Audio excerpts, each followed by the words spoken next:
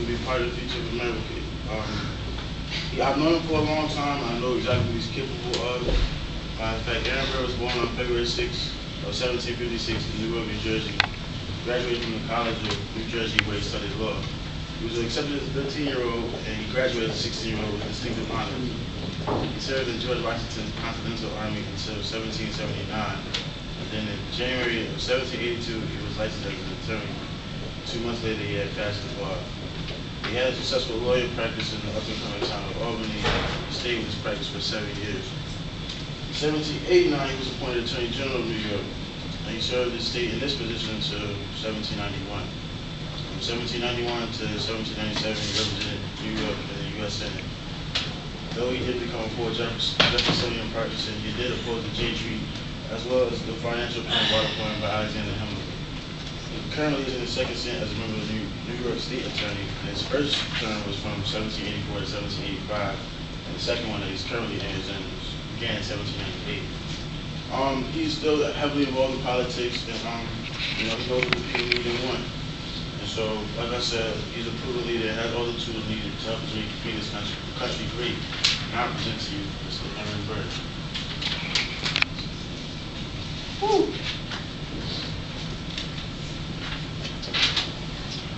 I'm Aaron Burr.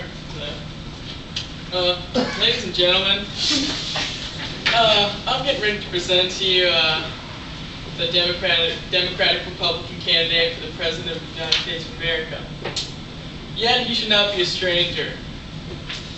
Mr. Jefferson was born in Virginia. He was a successful planter and surveyor. His mother, Jane Randolph, comes from one of Virginia's finest families. Mr. Jefferson is an educated man. He attended the University of William and Mary, where he studied law. Mr. Jefferson was elected to the House of Burgesses in 1775. This is where he helped form the guidelines of the government for our newly forming republic. In 1775, Mr. Jefferson was elected to the Continental Congress. Congress gave him the privilege of drafting the paper of our freedom, the Declaration of Independence.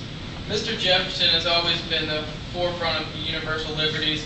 Mr. Jefferson was elected to the House of Burgesses in 1775.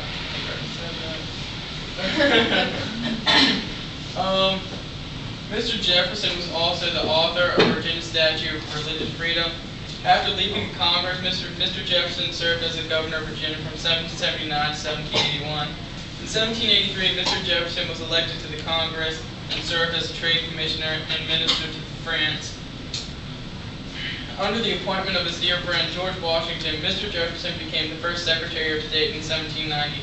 Mr. Jefferson served the nation proudly for the last 4 years as Vice President of the United States under President John Adams. This Democratic Republican has served proudly with the members of both political parties, Federalist and Democratic Republican. He can and will work across parties and knows that the government is only as strong as the people's voice.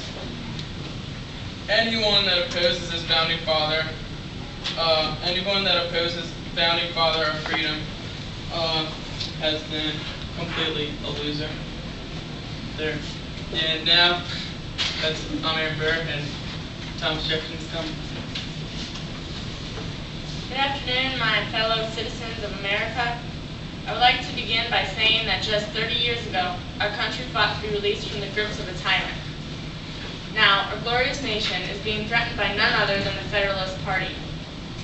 We fought for things like freedom of speech, which the Federalist Party has attempted to destroy through Alien Sedition Acts, a clear violation of our First Amendment. We Democratic Republicans, however, fight to secure the rights that you deserve. The Federalists believe that the common man is too simple to govern itself. They think that they are better than the common people and therefore should be able to control the states. Hamilton's plan provides monetary gain, but only to those who already possess large sums of money, regardless of the fact that the common people contribute the most to the country's wealth. Hamilton's plan also forces states to repay war debts. Virginia is forced to pay debts, even though it has already paid what it owed. The Federalist tyranny can be seen through the oppression of the Whiskey Rebellion. Firstly, the excise tax caused major dilemmas for Southern farmers. And secondly, it used massive amounts of unnecessary force to frighten people into submission. The Federalists also decided to side with Great Britain over the French during the French Revolution through the Neutrality Act. The French aided our victory in the Revolution, but when the French needed aid, they were ignored for nothing other than money. Our trade with Britain, a revolutionary enemy, was viewed as more important than our treaty with France, a revolutionary ally. When the British began attacking our seamen and forcing them to join the Royal Army, the Federalists set up Jay's Treaty. This, however, did not hinder British impressments. The actions of the Federalists are disloyal to our allies and ignorant of our enemy's wrongdoings. The Federalists used brutal force on its own people to gain power. By the Hamilton Plan, the rich received money, and the people who provide for the wealth of the country received nothing. The approval of the Alien and Sedation Act allowed for oppression of the American people's voice. The Republicans, however, stand to protect that voice. Done?